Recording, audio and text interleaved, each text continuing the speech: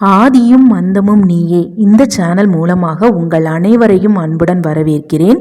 இன்னைக்கு இந்த பதிவில் அபிராமி பட்டர் அருளிய அபிராமி அந்தாதியில் 54வது பதிகத்தை பற்றி தான் பார்க்க போகிறோம். எப்பேற்பட்ட கடனாக இருந்தாலும் பரவாயில்ல, தினமும் காலையில் 5லேருந்து 6 மணி இல்லைன்னா சாயந்தரம் 6லேருந்து 7 மணிக்குள்ள அபிராமி தாயை முழு மனசார வேண்டிக்கிட்டு இந்த பதிகத்தை தினமும் 90 நாட்களுக்கு சொல்லிட்டு வாங்க. எப்படிப்பட்ட கடன் பிரச்சனையாக இருந்தாலும் தீந்து வீட்டில் செல்வம் செழிப்போடும் வாழ்கிறதுக்கு அம்மனோட அருள் கிடைக்கும். இந்த பதிகத்தை நான் சொல்கிறது படி நீங்கள் சொல்லிட்டு வாங்க. கண்டிப்பாக கடன் பிரச்சனைக்கு ஒரு நல்ல தீர்வு கிடைக்கும். அபிராமி அந்தாதி அப்படின்னா என்னன்னா, ஒவ்வொரு பதிகமும் அந்த பதிகத்தோட கடைசி வார்த்தை, அதாவது அந்தமான வார்த்தையை கொண்டு போய் அடுத்த பதிகத்தோட தொடக்கமாக இருக்கும். அதாவது ஆதியாக வச்சு தொடங்கப்பட்ட ஒவ்வொரு பதிகத்தையும் அந்தாதி அப்படின்னு சொல்கிறோம். இதை நம்ம அபிராமி பட்டர் எழுதியிருக்காரு. அம்பாளை நினச்சி நாம் முழுமையாக இதை நம்ம பாராயணம் செஞ்சோம்னா நம்ம கஷ்டங்கள் எல்லாமே தீர்ந்து நல்ல சுகமான வாழ்வு கிடைக்கும் அப்படிங்கிறது ஐதீகம்.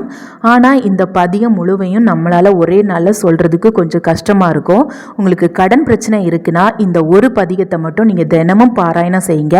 கண்டிப்பாக கடன் பிரச்சனை கூடிய சீக்கிரமாகவே தீர்ந்து வரும்.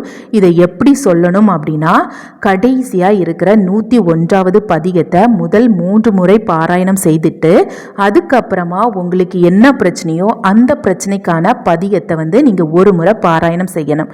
இப்படி தினமும் தொடர்ந்து 90 நாட்கள் செஞ்சு வந்தீங்கன்னா கண்டிப்பாக உங்களுக்கு என்ன பிரச்சனை இருந்தாலும் அந்த பிரச்சனைக்கு ஒரு நல்ல தீர்வு கிடைக்கும். இப்போ வாங்க நம்ம இந்த பதிகத்தை எப்படி படிக்கலாம் அப்படிங்கிறத பார்க்கலாம். ஆத்தாளை எங்கள் அபிராம வல்லியை, அண்டமெல்லாம் பூத்தாளை, மாதுளம்பூ நிறத்தாளை, புவியடங்க காத்தாளை, அங்குச பாசாங்குசமும் கரும்பு மங்கை சேர்த்தாளை, முக்கணியை தொழுவார்க்கொரு தீங்கும் இல்லை.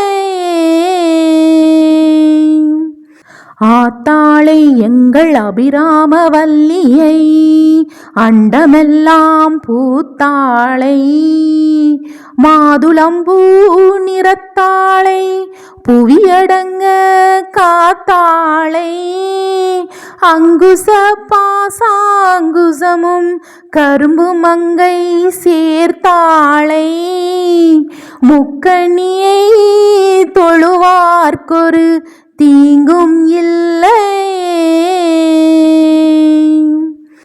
ஆத்தாளை எங்கள் அபிராம வல்லியை, அண்டமெல்லாம் பூத்தாளை, மாதுளம்பூ நிறத்தாளை, புவியடங்க காத்தாளை, அங்குச பாசாங்குசமும் கரும்பு மங்கை சேர்த்தாளை, முக்கணியை தொழுவார்க்கொரு தீங்கும் இல்லை.